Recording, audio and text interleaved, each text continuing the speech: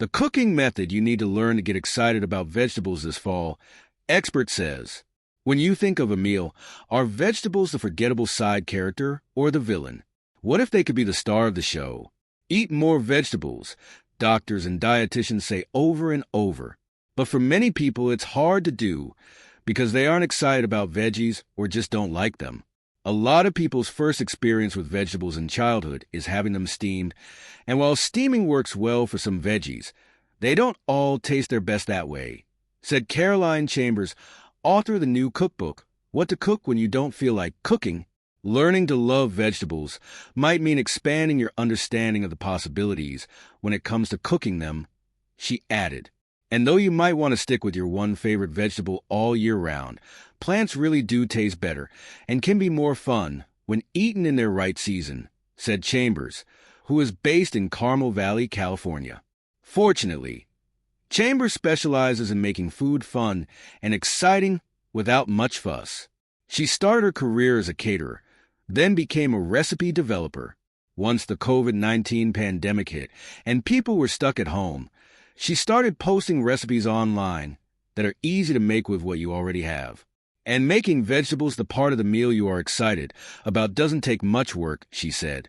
With a full harvest of colder month produce in the grocery store, here is how you can fall in love with vegetables. How you cook those vegetables. If you think the plants on your plate are a have-to-have dish and not a want-to-have one, it might be because you aren't cooking them right, Chambers said. I think vegetables have more flavor than meat in many cases when they're just prepared properly, she added. In the fall and winter, roasting is one of the best methods of getting a great vegetable dish, said Chambers, who shares recipes on Instagram and hosts a podcast. So into that, summer vegetables are delicious raw. Corn, green beans, tomatoes, all of those things are delicious, either raw or with like 3 minutes of cooking, she said. The same is not true, she noted, for Brussels sprouts, butternut squash, and sweet potatoes. To get those things to taste really delicious, you have to roast them at a really high temperature for longer than you think, she added. When roasting veggies, the trick is to keep your oven between about 400 degrees Fahrenheit to 425 degrees Fahrenheit for about 35 to 40 minutes, and even longer for squash, Chambers said. Roasting at higher temperatures helps you get the right texture, taking out the sulfur taste from Brussels sprouts and giving squash a sweet caramelization, Chambers said. I don't want any roasting to happen in the 300 Fahrenheit range. I want 400 and above for 35 bare minimum minutes, probably closer to 450, she added. What you are looking for. How do you know when you have it right? Texture can be a good indicator. The crispy outside is nice, but it is important to pair that with a tender inside when it comes to these winter vegetables, Chambers said. That's where the high heat comes into play, she said. Having them up above 400 helps the exterior get a little bit crispy, so that contact with the sheet pan will get the exterior of the Brussels sprouts nice and crispy, while the inside is like tender and melts in your mouth. You can turn your vegetables to get them to cook evenly, but Chambers finds she often doesn't need to do so. Instead, she lets the side touching the pan get extra crispy. Toward the end of roasting, she likes to keep the oven light on and check in frequently, she said. Once the edges start to get golden brown, they'll go from golden brown to black very quickly, she added. Spice it up after you have your vegetables cooked just right. Make them the star of the show with some flavor. It doesn't have to be much work, Chambers said. A little olive oil, salt, pepper, and garlic go a long way. Or use store-bought sauces to make your weeknight evenings easy and exciting. A green goddess dressing, which typically contains ingredients such as a cream, herb mix, and lemon, or pre-made pesto can add brightness to a variety of dishes, she said. Harissa paste is easy to find in most grocery stores and has flavors such as garlic, lemon, olive oil, and chili already in it, she added. You're getting this cheater shortcut ingredient and not having to do all of that yourself, Chambers said. Just lean into the easy store-bought super flavorful things and serve it with that. Harissa roasted veggies. Makes 4 servings.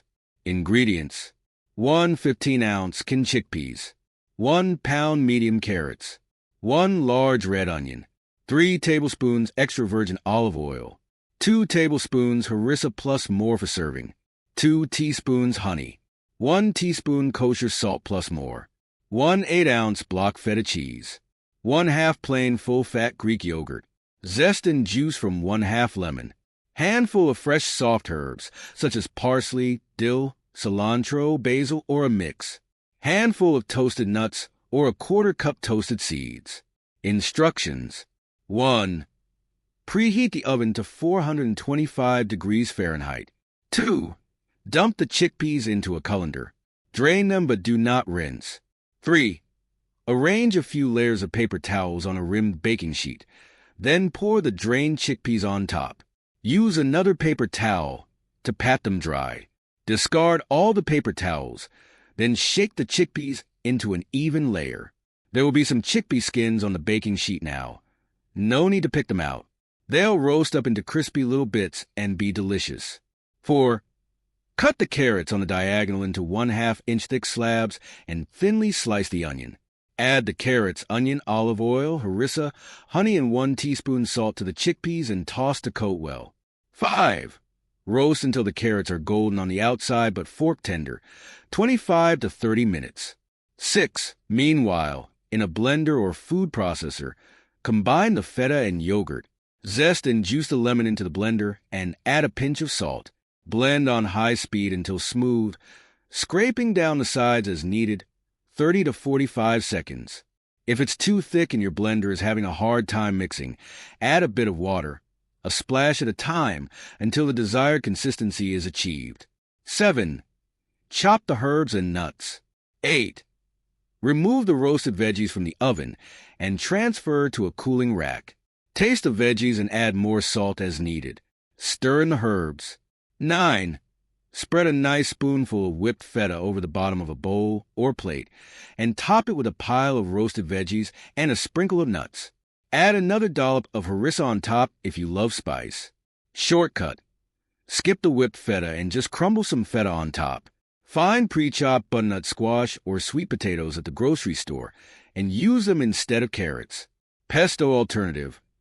Omit the harissa and honey, and instead toss a big spoonful of store-bought pesto into the veggies after they have roasted. Serve with burrata instead of whipped feta.